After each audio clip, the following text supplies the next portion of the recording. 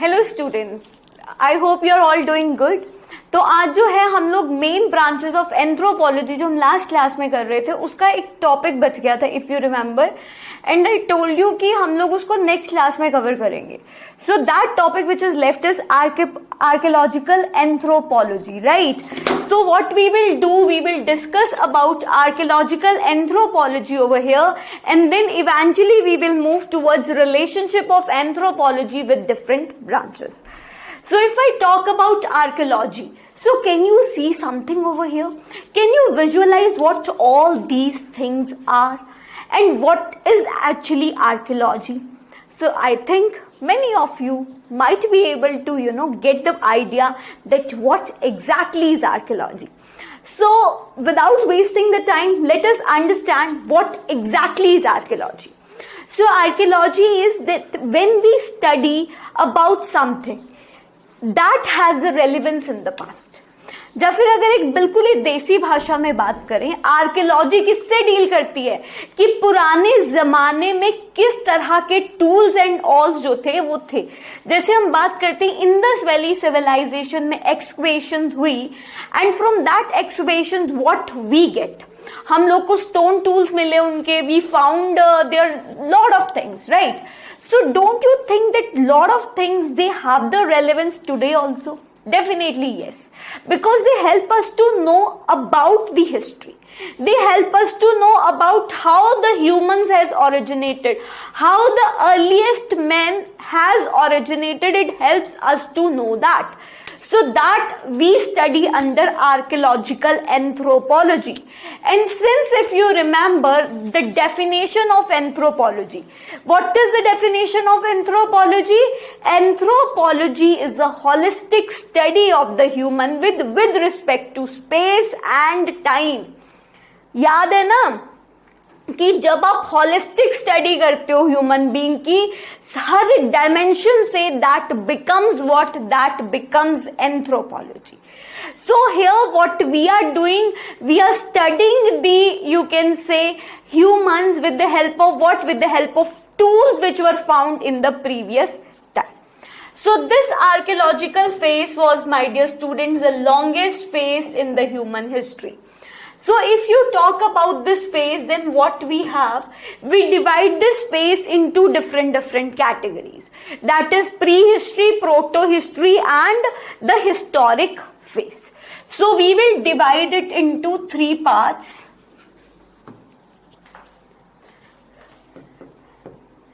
Prehistoric phase,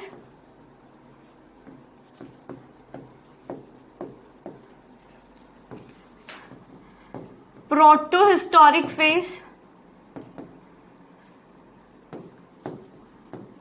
and the last one is historic phase. So these are the three phases in which we basically categorize what? We categorize our archaeology, we categorize what? We categorize the history. Are you getting my point? So here if I talk about prehistoric phase, about which you must have read in what? In ancient India. Because we are talking about what? We are talking about the ancient societies. So this phase was found approximately 2.5 lakh years ago. So this was found 2.5 lakh years ago, right? And if you talk about proto-historic phase, so proto-historic phase was found 2500, around 2500 BC. And this historic phase was found around 1800 BC. Now, if you talk about prehistoric phase, what is the significance of the prehistoric phase? That during the prehistoric phase, we do not have any script which is written, right? So, for prehistoric phase, we do not have any script. But when it comes to proto-historic phase, we do have the script, but the problem is understanding of the script. Script तो बन गई fine, लेकिन इसको समझे कैसे? How we should understand this, that is the biggest problem. And during the historic phase, we have the script as well as we have understood the script as well. मतलब सबसे जो इजीली अंडरस्टैंडिंग आएगी वो कहां से आएगी हमारे पास? वो इजी अंडरस्टैंडिंग हमें मिलेगी हिस्टोरिक फेज से। लेकिन वहीं अगर आप बात करो प्रोटो हिस्टोरिक फेज की, स्क्रिप्ट है लेकिन अंडरस्टैंडिंग नहीं है, तो आप खुद सोचो ना कितना मुश्किल होगा उस स्क्रिप्ट को समझना, क्योंकि उसके बारे में किसी को पता ही नहीं है। जब उसके बारे में किसी को पता ही नहीं है तो माय डियर स्टूडेंट्स कैसे समझोगे उस चीज को? Getting my point? और यहां पे तो कुछ है ही नहीं है, तो कैसे समझा जाए? सो इन सब के लिए हमारे पास एक यू कैन से थिंग आती है जिसको हम क्या बोलते हैं? आर्कियोलॉजी। ठीक है, what we have is archaeology.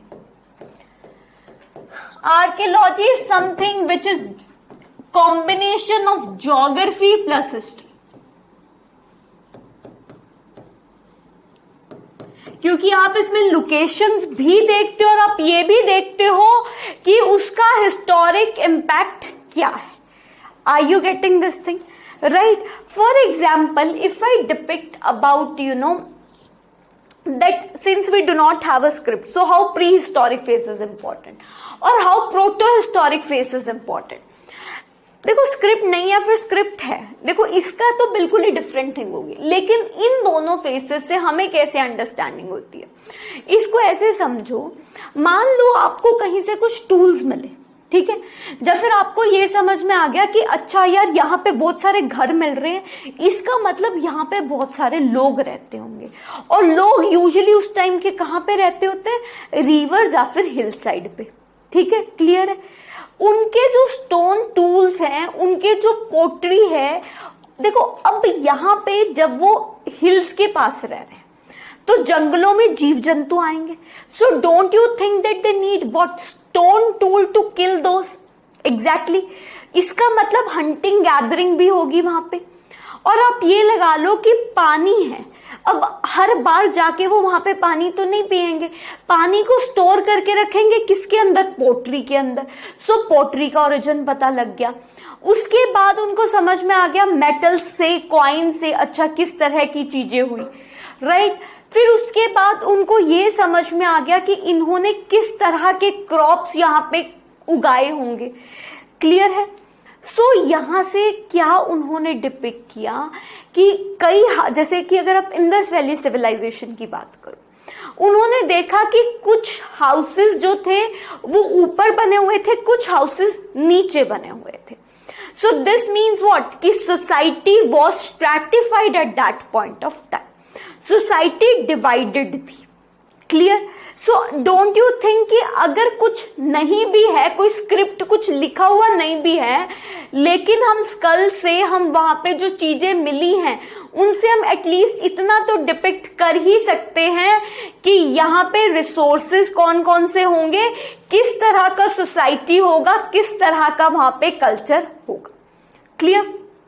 Are you getting? Then what we can do is from this we can also conclude कि अच्छा उस टाइम ऐसी चीजें हो रही थी, तो इसका कंक्लूजन ये है, राइट? उन चीजों से you can draw the conclusion, that is what you can do over here, right? वहां के क्लाइमेटिक रिजीम का भी पता लग जाएगा। जैसे कि मैं आपको यहाँ पे एक बहुत ही प्यारा सा एग्जाम्पल अगर एक कोट करना चाहूं, so if I talk about mesolithic period,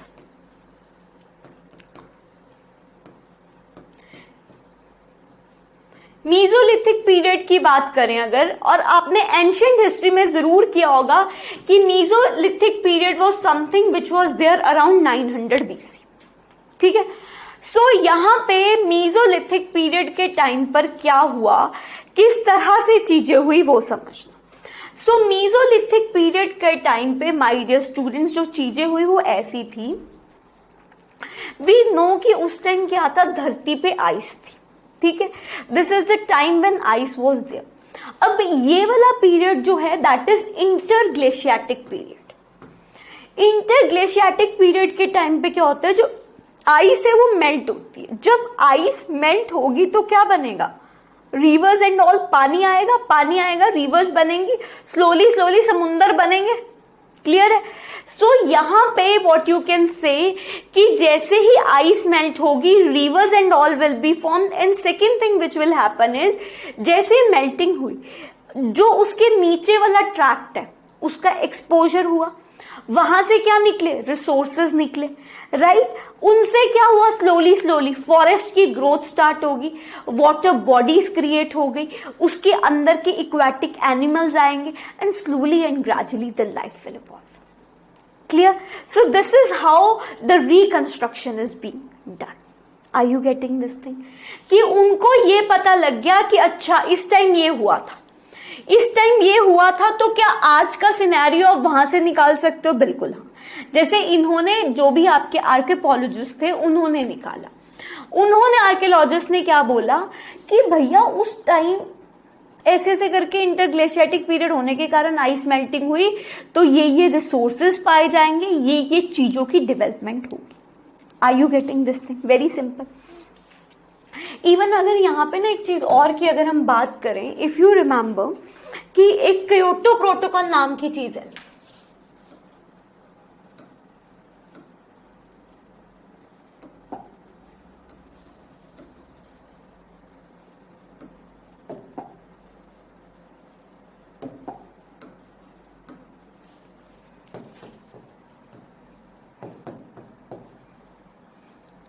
जल्दी से मुझे कमेंट बॉक्स में बताना कि Kyoto protocol deals with what. Kyoto protocol deals with regulation of the temperature on the earth, global warming and all से रिलेटेड है. अब यहाँ पे यूएसए ने इस क्योटो प्रोटोकॉल पे साइन करने से साफ साफ इनकार कर दिया. उन्होंने बोला मैं साइन नहीं करूंगा, तुम कुछ भी कर लो मैं साइन नहीं करूंगा. यूएस का सीधा सीधा वर्डिक्ट. अब आपने कभी ये चीज के बारे में सोचा है कि यूएस ने ऐसी वर्डिक्ट क्यों दी? उसके पीछे के ना माय डियर स्टूडेंट्स बहुत सारे रीजंस थे. इनका ये कहना था कि एवरी आइस फेस जो है that is associated with what, interglaciatic phase. ठीक है, every ice phase is associated with interglaciatic phase. कि पहले आइस स्टेज आएगी, फिर इंटरग्लेशिएटिक फेस आएगा, फिर आपकी आइस स्टेज आएगी, फिर आपका इंटरग्लेशिएटिक फेस आएगा, फिर आपकी क्या आएगी, आइस एज आएगी, एंड सो ऑन. उनका ये कहना था और उन्होंने यहीं पे ये कहते हुए बोला कि भैया this phenomena is something which is occurring on a regular basis. So you can't say that because of this phenomena what will happen, global warming हो रही है, टेम्परेचर राइज हो रहा है, क्योंकि ये तो एक ऐसी एक्टिविटी है जो वैसे ही होती रहती है. So this is what America said at that point of time. But यहाँ पे उनकी बात बिल्कुल सही है कि ऐसा हो रहा है. तो उन्होंने कहा कि हमने कुछ नहीं किया, ये तो होता है, ये this is a natures phenomena. I haven't done anything in that.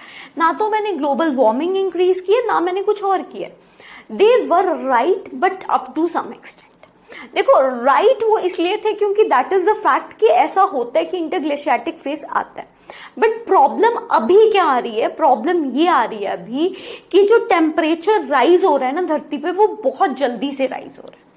ठीक है, तो उसकी स्पीड बहुत ज्यादा है, that is a problem. Clear? So यहाँ पे ये चीज बोल देना कि हमारा कोई रोल नहीं है, हम कुछ नहीं कर रहे, so that is something which is incorrect. Are you getting the point? So यहाँ पे इसलिए हम कह सकते हैं कि अमेरिका उस कंटेक्स्ट में गलत है. एक ऐसी मेरे दिमाग में पॉइंट आया तो मैंने आपको बता दिया कि हमेशा ice age will be followed by interglaciatic phase. ठीक है, okay. Now when you talk about this archaeological anthropology, so archaeological anthropology is something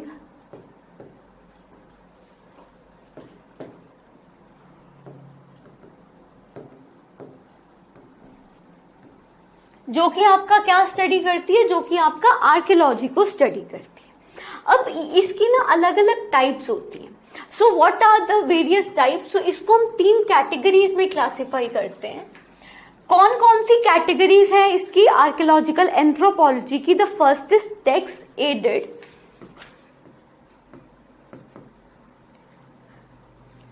archaeological anthropology. Text aided archaeological anthropology, इसका मतलब क्या हुआ, यहां पे what we have the scripts. यहाँ पे हमारे पास कुछ रिटन स्क्रिप्ट्स हैं, कुछ रिटन एविडेंसेस हैं जिसके ऊपर कुछ लिखा हुआ है about how the humans have evolved, और या फिर उनसे रिलेटेड कोई इवेंट्स लिखी हुई हैं। ठीक है, तो टेक्स्ट एडेड आर्कियोलॉजिकल एंथ्रोपोलॉजी में what we have the scripts. Clear. Next is text free archaeological anthropology.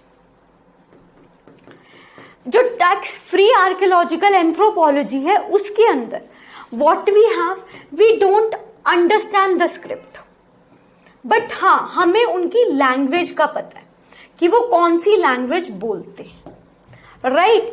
उनकी स्क्रिप्ट का नहीं पता हमें, बट हाँ हमें इतना जरूर पता है कि लैंग्वेज क्या है। सो क्या लैंग्वेज से आप डिसाइफर कर सकते हो? बिल्कुल जी हाँ। And the last one what we have is salvage archaeological anthropology. Under the salvage anthropological this archaeological anthropology what we have, हमारे पास यहाँ पे होते हैं artifacts, we have monuments जिनको डिसाइफर करके हमें उसके बारे में समझ में आता है। Are you getting? टेक्स्ट में क्या हो गया, जिसमें हमारे पास टेक्स्ट है, टेक्स्ट फ्री में कोई भी टेक्स्ट नहीं है but we know the language.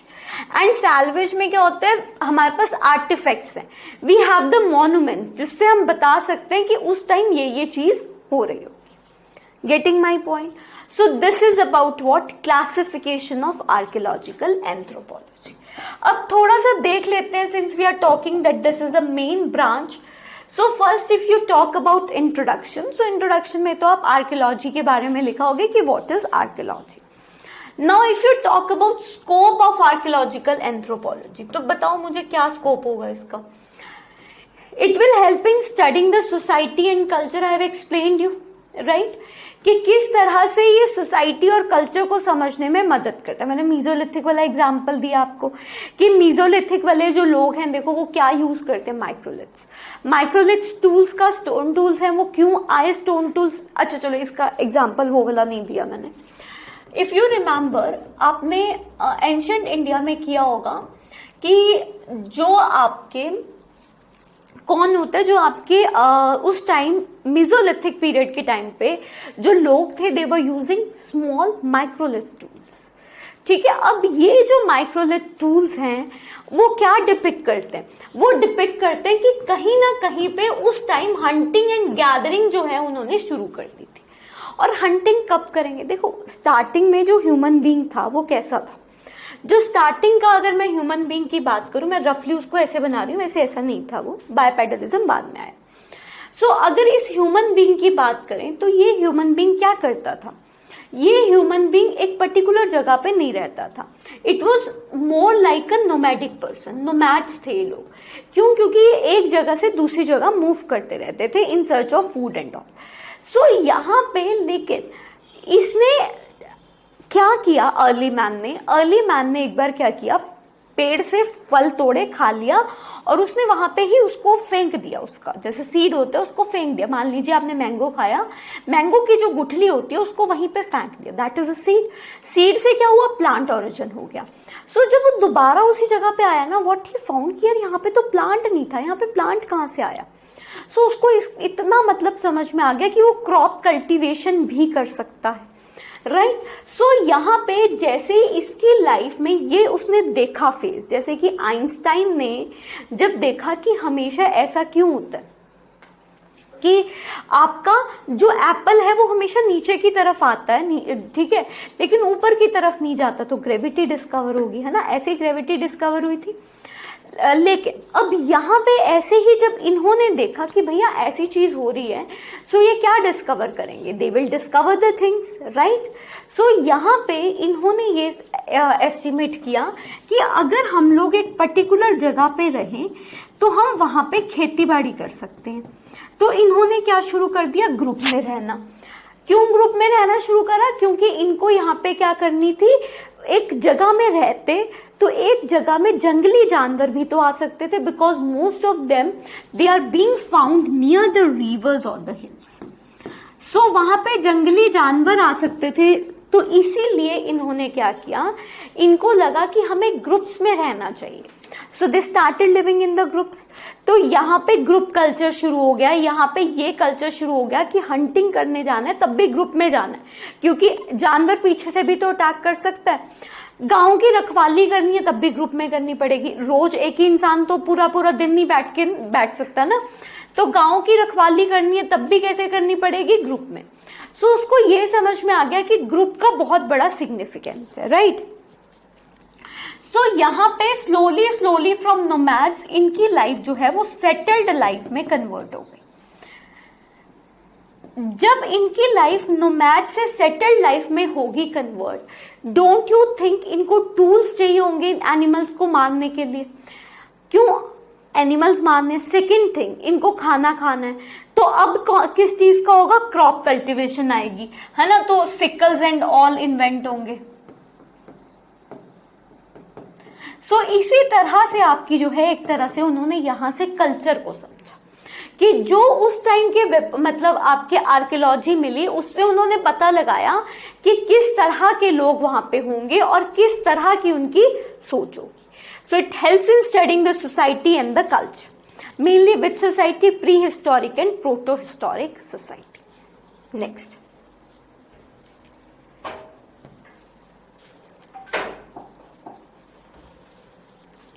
so next if you talk about the relevance, so what is the relevance? इससे क्या आप ह्यूमन हिस्ट्री कंडक्ट कर सकते हो? बिल्कुल हाँ। क्यों? क्योंकि आपको उनकी हैबिट्स का पता लग जाएगा। So it will help in reconstruction of the human history. इसके अलावा पूरी की पूरी किस तरह से सोसाइटी, किस तरह से उसके कल्चर का एवोल्यूशन हुआ, इसमें भी ये मदद करेगा। यही अभी हमने समझा है कि किस तरह से जो आपका प्री हिस्टोरिक फेज था और प्रोटो हिस्टोरिक फेज था, उन दोनों में डिफरेंस था, राइट। उसके बाद वहां पे क्लाइमेट रिजीम कैसा था इंडिया का? Interglaciatic and glaciatic I have already explained you. And then finally you have to write down the conclusion. So this is how you will structure your question in case if the question come related to archaeological anthropology। ठीक है, तो इस answer कर सकते हो ना archaeological anthropology पे कि किस तरह से यहाँ पे चीजें हुई हैं, राइट। चलो अब थोड़ा सा इसके बारे में और चीजें देख लेते हैं। एक पर्सन, क्योंकि डेफिनेशंस आर आल्सो इम्पोर्टेंट, है ना, बहुत बार हमने बात भी करी है। एक पर्सन थे जिनका नाम था sir M Wheeler. Sir M Wheeler के अकॉर्डिंग आर्कियोलॉजी क्या है? Archaeology is not a science, it is a विन्धांता। आर्कियोलॉजी एक साइंस नहीं है, इसके पीछे एक बहुत बड़ी हिस्ट्री छुपी हुई है, ठीक है। और वो हिस्ट्री क्या दर्शाती है? That history tell you about the geographical as well as the historic impact. Then according to one more person जिनका नाम था डॉक्सकॉल, डॉक्सकॉल ने क्या बोला कि हिस्ट्री में be accurate but archaeology is precise. History accurate हो सकती है बिकॉज सी हम यहाँ पे क्रोनोलॉजी की बात नहीं कर रहे हैं कि इवेंट कौन सी इवेंट कब हुई क्या हुआ। डेट्स की अगर बात करो that will become the part of history. इसको और भी बेटर तरीके से समझना है, ऐसे समझो, आपने ये सबने सुना होगा महाभारत रामायण के बारे में। सो आपको क्या लगता है कि that is a mythological stories और दैट इज समथिंग जो कि हुआ था कभी? They are all mythological stories, क्योंकि उनके पीछे कब हुआ था वो डेट्स नहीं पता है एग्जैक्ट, ठीक है। लेकिन हिस्ट्री क्या बोलती है? डेट्स। लेकिन अब आर्कियोलॉजी क्या बोलती है? आर्कियोलॉजी बोलती है भैया तुम डेट्स को साइड रखो, आई विल टेल यू कि कब कौन सी इवेंट अकर हुई, ठीक है। सो वो आपको इवेंट की जो है क्या बताती है? प्रॉपर अंडरस्टैंडिंग देती है।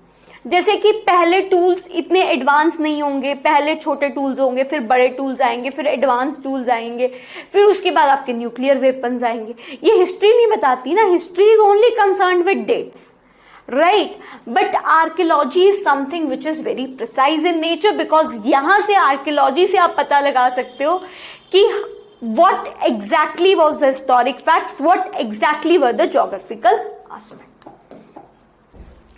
So I have already explained you prehistoric archaeological anthropology, जो कि पुराने जमाने की एंथ्रोपोलॉजी थी। टेक्स्ट एडेड आर्कियोलॉजिकल एंथ्रोपोलॉजी, जिसमें आपके पास स्क्रिप्ट थी और स्क्रिप्ट जो है उसका इस्तेमाल किया जाता था इवेंट्स को रिकॉर्ड करने के लिए। टेक्स्ट फ्री आर्कियोलॉजिकल एंथ्रोपोलॉजी में कोई भी स्क्रिप्ट नहीं थी, बट बिल्कुल लैंग्वेज थी, और लैंग्वेज से आप पता लगा सकते हो. And the last is salvage archaeological anthropology. Salvage archaeological anthropology में क्या था? Monuments थी. We had artifacts जहां से आप चीजों का पता लगा सकते थे. चलिए. Now we are done with the branches of anthropology. Now the next topic which we have to cover is, यार ऊपर वाला थोड़ा कट गया, relationship of anthropology with other discipline. See we have lot of disciplines, right? So हर subject के साथ anthropology का क्या रिलेशन है, क्या सिमिलैरिटीज हैं, क्या डिसिमिलैरिटीज हैं, that we will study. So when you talk about other disciplines, so here we will talk about कि anthropology का history के साथ क्या relation है. What is the relationship of anthropology with sociology? What is the relationship of anthropology with geography, with zoology, with biology? So हम यहाँ पे different aspects cover करेंगे कि हर subject का, जैसे पॉल साइंस हो गया, पॉल साइंस का एंथ्रोपोलॉजी के साथ क्या रिलेशन है, इकोनॉमिक्स का एंथ्रोपोलॉजी के साथ क्या रिलेशन है, मेडिकल साइंसेस का एंथ्रोपोलॉजी के साथ क्या रिलेशन है, that we are going to discuss over here.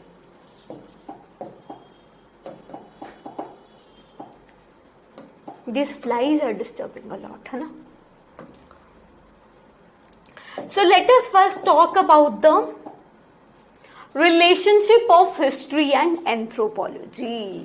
Right अभी मैंने आपको क्या बताया कि हिस्ट्री में आप क्या लेते हो, प्रॉपर डेट्स लेते हो, प्रॉपर एक क्रोनोलॉजी होती है. ठीक है. सो हिस्ट्री जो है वो आपकी माइथोलॉजिकल स्टोरीज पे बेस नहीं होती है. हिस्ट्री बेस्ड होती है रियलिटी में. जैसे कोई वॉर हुई तो वो रियल हुई है ना. अब रामायण महाभारत ठीक है ग्रंथ लिखे हैं किसी ने, लेकिन क्या आप में से कोई उस टाइम पे प्रेजेंट था? नहीं. इंडिया पाकिस्तान के बीच में लड़ाई हुई, ठीक है, we have the facts for that. India का पार्टीशन हुआ, we have the facts for that. Indus valley civilisation के बारे में we have the facts for that. So जो एक्चुअल में रियलिटी होती है that becomes the part of the history. Are you getting this thing? So जब आप history के साथ बात करते हो, आप में से बहुत सारे लोगों का ये दिमाग में आ रहा होगा कि ma'am why we need to study history. See, there are various aspects that why we need to study the history. So, जब आप हिस्ट्री की बात करते हो, क्योंकि ह्यूमन की आपको एवोल्यूशन कहाँ से पता लगेगा? From the history. जैसे कि पहले आपके पास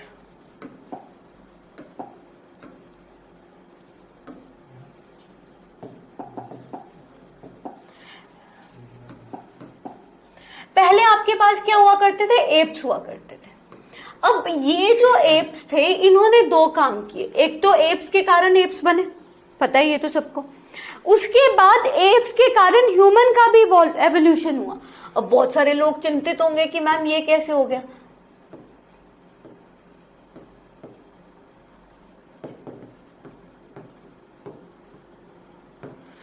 अगर आप बात करो कि एप्स का ओरिजिन मतलब ह्यूमंस का ओरिजिन एप से कैसे हुआ, यहां पे मैं आपको बताऊं कि एप्स ने इवॉल्व किया एंड एप्स फॉर्म व्हाट?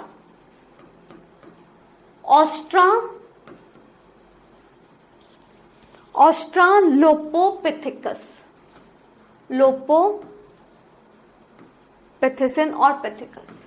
और ये इन्होंने उसके बाद क्या फॉर्म किया? दे फॉर्म्ड और they evolved and they formed Homo erectus. Homo erectus ने क्या फॉर्म किया? आपका होमो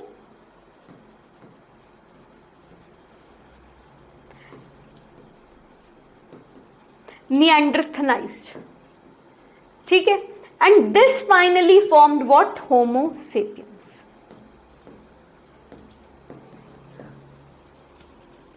So this is how the evolution took place, कि how the humans were evolved from the apes. और होमो सेपियंस में भी फिर एडवांस लेवल के होमो सेपियंस हैं, लेकिन इनके बारे में हमें पता कहां से लगेगा?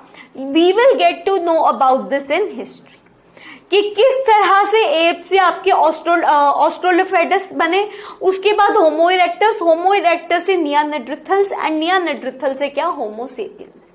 डोंट वरी, इन नेम्स के बारे में हमने दोबारा भी करना है, सो इतनी टेंशन मत लेना इन नेम्स की। I am just giving you an example, क्योंकि पेपर तो आप तभी दोगे ना जब आपने सारा सिलेबस कंप्लीट कर लिया, बीच में तो पेपर नहीं देने बैठोगे, right. So this is how the history will be helpful, because history आपकी मदद करेगी ये बताने में कि किस पीरियड ऑफ टाइम पे कौन सी स्पीशीज थी। सो यहां से हमें एवोल्यूशन ऑफ दी स्पीशीज के बारे में जानकारी मिल जाएगी। सो अगर इसके ऊपर क्वेश्चन आते हैं, so how you are going to structure your question. First you will write the introduction about the same. Second you will write about कि हिस्ट्री का किस तरह का रिलेशन है बायोलॉजिकल एंथ्रोपोलॉजी के साथ। So if you talk about relationship of history with biological anthropology, you will write about evolution, कि किस तरह से हिस्टोरिक फैक्ट से आपको एवोल्यूशन के बारे में पता लगता है। Clear? Then once you have written that, then next what you have to write is कि हिस्ट्री का सोशियो कल्चरल एंथ्रोपोलॉजी के साथ क्या रिलेशन है। अब यहाँ पे व्हेन यू टॉक अबाउट कि हिस्ट्री का सोशियो कल्चरल एंथ्रोपोलॉजी के साथ क्या रिलेशन है, तो हिस्ट्री का सोशियो कल्चर एंथ्रोपोलॉजी के साथ दो तरह का रिलेशन होता है। एक रिलेशन होता है सिंक्रोनिक रिलेशनशिप, और दूसरा रिलेशनशिप जो होता है यहां पे वो होता है डाइक्रॉनिक relationship. Now, what is the difference between synchronic relationship and disynchronic relationship? So, synchronic relationship, guys, वो होता है that is not related with the past. But diachronic is the one जो कि आपको बताता है कि past और present के बीच में क्या difference है। इसको बहुत बढ़िया तरीके से समझना है, इसको ऐसे समझो। मान लो आप एक ही टाइम पे स्टडी कर रहे हो अबाउट द वेरियस जो भी डिफरेंट सोसाइटीज आपकी यूएस में पाई जाती थी, यूके में, इंडिया में, मतलब एक टाइम पीरियड ले रहे हो और उसी टाइम पीरियड में इन तीनों जगहों की सोसाइटीज को रीड कर रहे हो। So that will become the part of synchronic socio cultural anthropology. लेकिन डाइसिंक्रोनिक में क्या हो जाएगा, या फिर डाइक्रॉनिक में क्या हो जाएगा, आप यूएस की ही सोसाइटीज को स्टडी करोगे बट डिफरेंट टाइम फ्रेम में, कि अच्छा इस टाइम पे ये सोसाइटी कैसी थी, फिर सोसाइटी कैसी थी, फिर सोसाइटी कैसी थी। सो यू कैन से कि ये आपका अलोंग द कंट्रीज जो है कंपैरिजन में मदद करेगा, और ये आपका बताएगा कि एक ही टाइम मतलब डिफरेंट टाइम फ्रेम में एक ही कंट्री में किस तरह का चीजें थी। Are you getting the point? So यहां से ही आपके एवोल्यूशन, डिफ्यूजन, ये सब निकल के आएंगे। क्लियर है इतनी बात?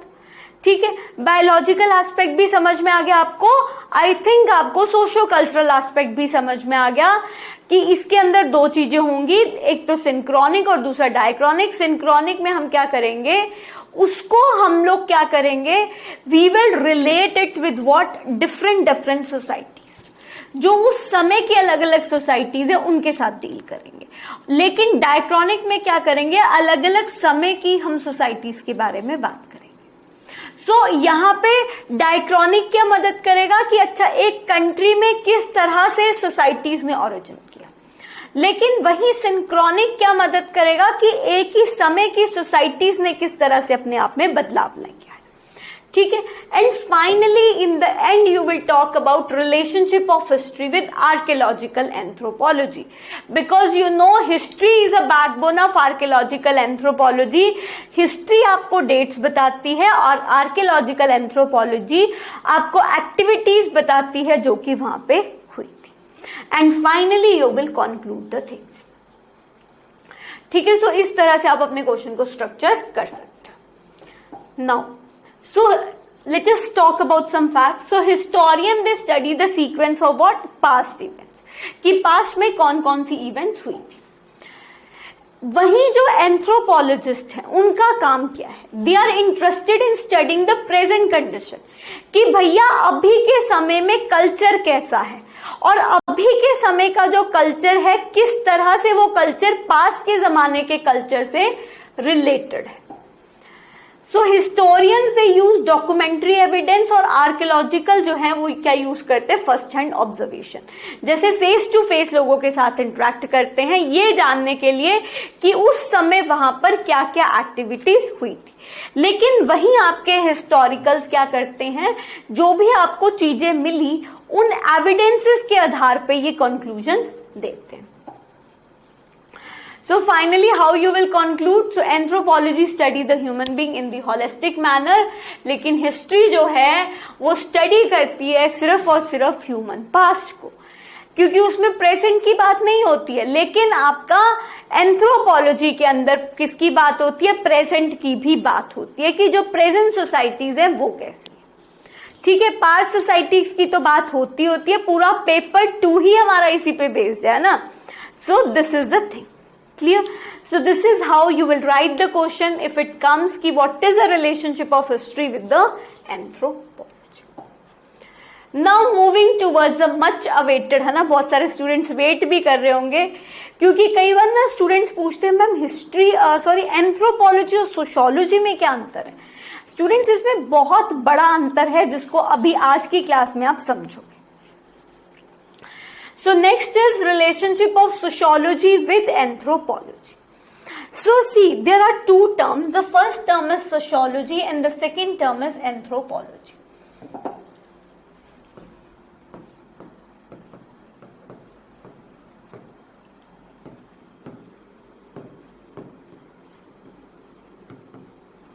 Sociology में ना सिर्फ और सिर्फ आप सोसाइटी के बारे में बात करते हैं कि मान लो कि अभी इंडिया की सोसाइटी कैसी है, जो डिफरेंट ट्राइबल ग्रुप्स इंडिया में है, यूएस में है, यूके में है, उनका नेचर कैसा है।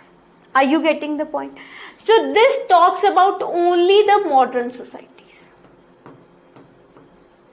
लेकिन वहीं अगर माय डियर स्टूडेंट्स आप एंथ्रोपोलॉजी की बात करो, so anthropology is much more advance than that which studies about modern societies as well as tribal societies. ये एक को नहीं, ये दोनों को स्टडी करती है। ठीक है, क्लियर है? सो यहाँ पे ये किसके बारे में बात करती है? बात करती है ट्राइबल और मॉडर्न के बारे में, लेकिन ये सिर्फ और सिर्फ मॉडर्न सोसाइटीज के बारे में बात करती है।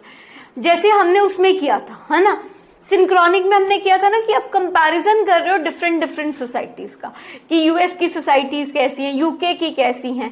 So similarly this sociology also talks about that.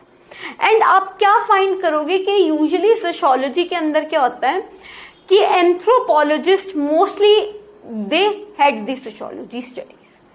Mostly बोल रही हूं मैं, सारे के सारे नहीं, है ना। उसके बाद ये जो डेटा कलेक्ट करते हैं, इस डेटा को यूज करके ये लोग अपनी स्टडीज देते हैं।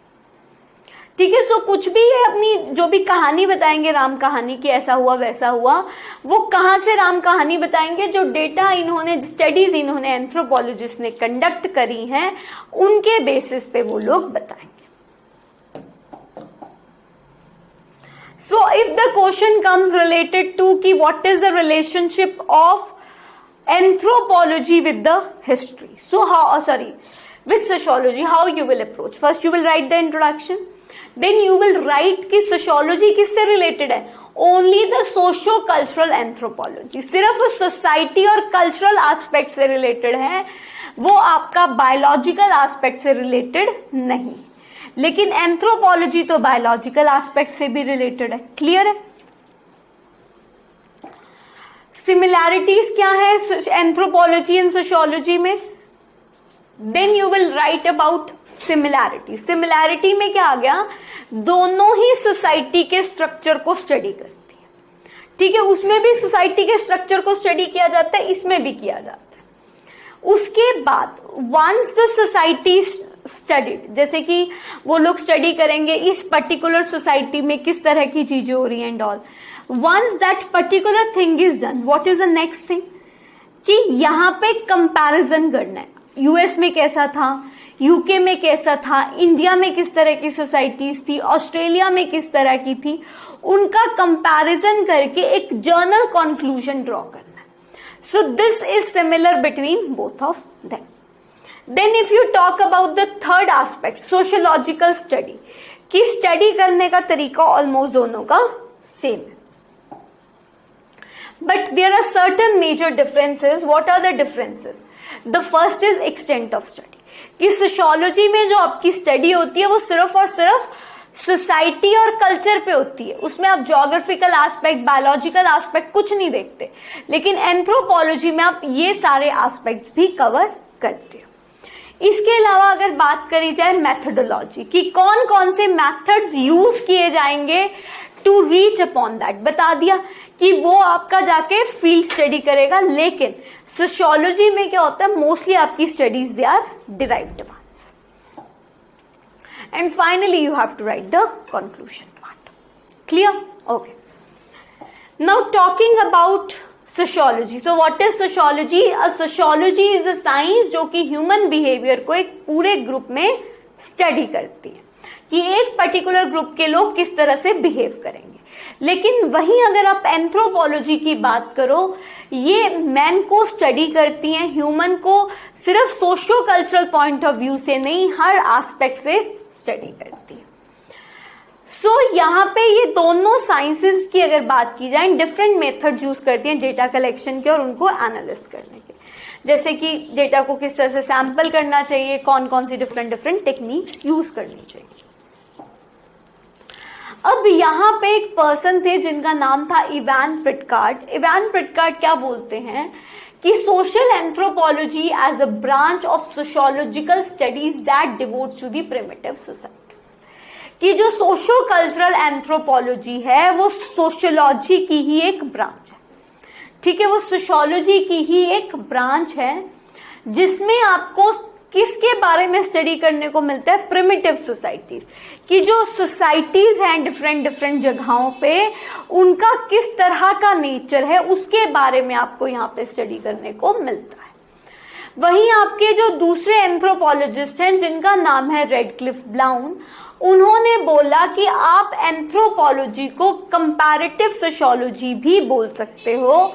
क्यों? क्योंकि आप यहाँ पे अलग अलग कल्चर्स को, अलग अलग सोसाइटीज को डिफरेंट फेजेस के अंदर स्टडी कर रहे हैं. Then came the Levi Strauss. Levi Strauss ने कंसिडर किया इसको, वो कहते हैं सोशियोलॉजी एंथ्रोपोलॉजी की ही एक फॉर्म है. Now even though both the sciences कुछ हद तक सिमिलर हैं, ये ग्रेटर एक्सटेंट आएगा यहाँ पे, to the greater extent, but एक पर्सन थे जिनका नाम था जॉन बैटे. जॉन बैटे ने क्या पॉइंट किया कि इन दोनों के बीच में भी कुछ अंतर है. और वो अंतर क्यों आए हैं? क्योंकि वो लोग कितना स्टडी करते हैं उसके कारण अंतर आए हैं, कि उनकी बिलीव्स क्या हैं, उनके आइडियाज क्या हैं, किस तरह की वो सोच रखते हैं, उसके कारण ये अंतर. सो फाइनली कंक्लूजन क्या लिख सकते हो आप, कि both anthropology and sociological studies human society, दोनों स्टडी करती हैं, ओवरलैपिंग फंक्शंस है. But anthropology and sociologies they have different independent identities, वो अपने आप में एक डिफरेंट बॉडीज हैं. इसके बीच में कुछ सिमिलैरिटीज हैं, कुछ डिससिमिलैरिटीज हैं. सिमिलैरिटीज इसलिए हैं क्योंकि ह्यूमन सोसाइटी को स्टडी करती हैं, और डिससिमिलैरिटीज इसलिए हैं क्योंकि इनका जो इंटरेस्ट है वो अलग अलग है. क्लियर? चलिए, so what are the main differences between them? So main differences is sociology studies the human society and culture and how they develop, whereas anthropology की बात करो, ये क्या स्टडी करती है, development, structure and functioning. Functioning वो वहां पे नहीं स्टडी करी जाती, यहाँ पे स्टडी करी जाती है. ठीक है, ये आपका कल्चर एंड कम्युनिटी किस तरह की है उसके ऊपर बात करती है, लेकिन ये बात करती है कि वहां पे जो कम्युनिटी पाई गई है उस कम्युनिटी, वो कम्युनिटी क्या क्या प्रॉब्लम्स फेस कर रही है. तो जैसे हमने, अगर याद हो, हमने क्या बात करी थी कि अगर आपको रेसिज्म को खत्म करना है तो पास्ट में जाके पहले तो पता लगाइए कि रीजंस क्या थे रेसिज्म आने के. ठीक है। सो यहाँ पे ये सिर्फ उनके कल्चर को स्टडी कर लेगी, लेकिन ये उनके जर्नल प्रॉब्लम्स को भी स्टडी करती है।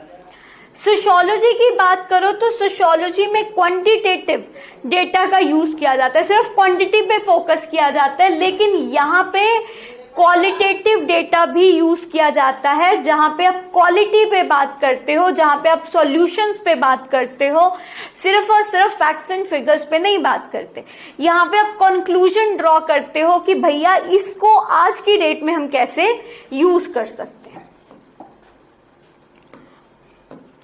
नेक्स्ट, सोशियोलॉजी में आपके कौन कौन से एरियाज आते हैं, जैसे आर्ट, जेंडर, लैंग्वेज, रिलीजन, ये सारे एरियाज आते हैं।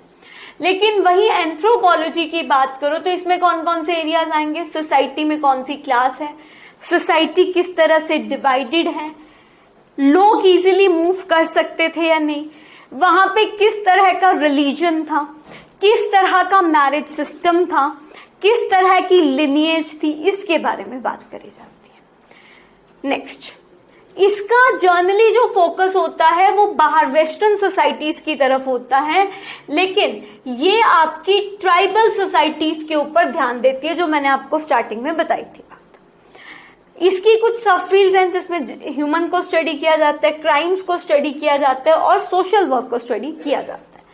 लेकिन इसके अंदर आप क्या स्टडी करते हो, about the languages, linguistic anthropology, archaeology को स्टडी करते हो, फोरेंसिक एंथ्रोपोलॉजी एंड ऑल को स्टडी करते हो। ठीक है, so these are what, these are the major differences between the two. So I hope आपको डिफरेंसेस जो हैं वो क्लियर हो गए होंगे। Next what we have to study is relationship of economics with anthropology.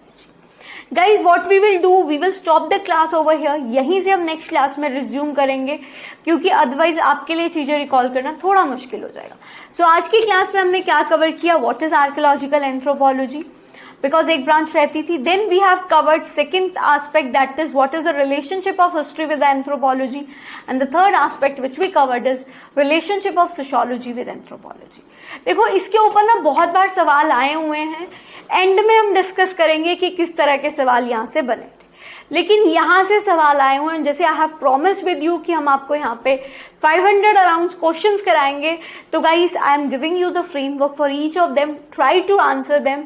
ठीक है, उसको प्रॉपर एक स्ट्रक्चर्ड आंसर उसका जरूर लिखिए। इसके साथ एंड करते हैं क्लास को, मिलेंगे नेक्स्ट क्लास में, तब तक के लिए bye bye, take care, have a great day.